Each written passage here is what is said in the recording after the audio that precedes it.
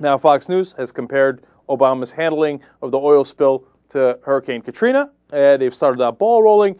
Now they're going to get outright weird. We're going to go to Fox and Friends, clip number 9, and they've got conspiracy theories, and they're going to blame everyone but the actual companies who caused the disaster. Let's watch.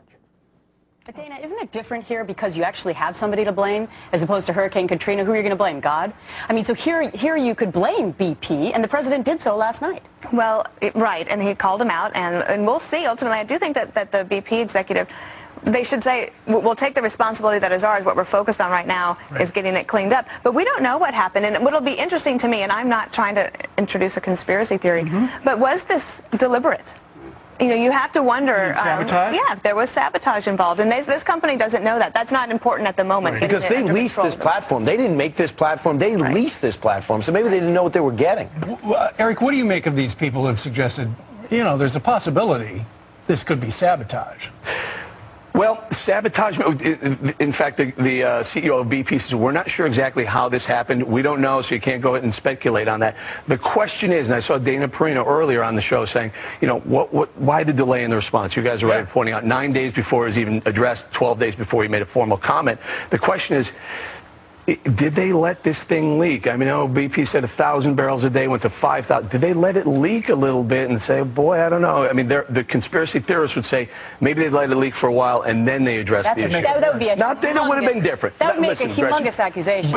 It would be a humongous accusation, and probably the net result would be no different. But if they're going to try and pull drilling, that may be the way.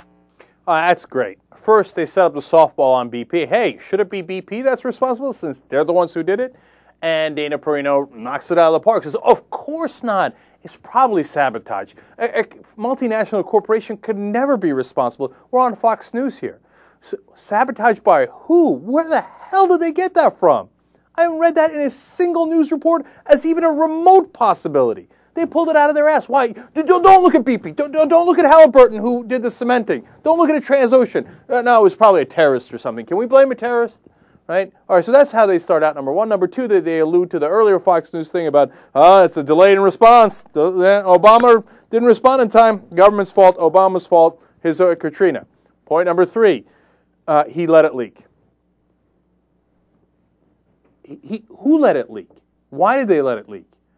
Okay, I guess what they're saying is, they wanted a big environmental disaster so they can complain about environmental disasters. That's why Obama said, hey, make sure you guys at BP and Halliburton that you don't fix the mess you started because you'll be in the tank for billions of dollars here. And BP was like, yeah, we don't mind paying the billions of dollars. Well, yes, Mr. President, we'll let it leak.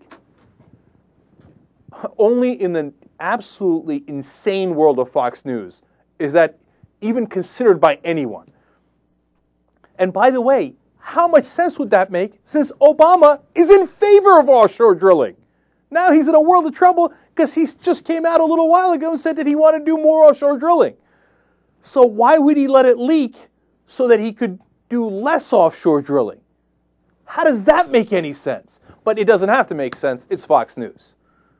Just whatever you do not ever blame a multinational corporation. They must be protected at all costs.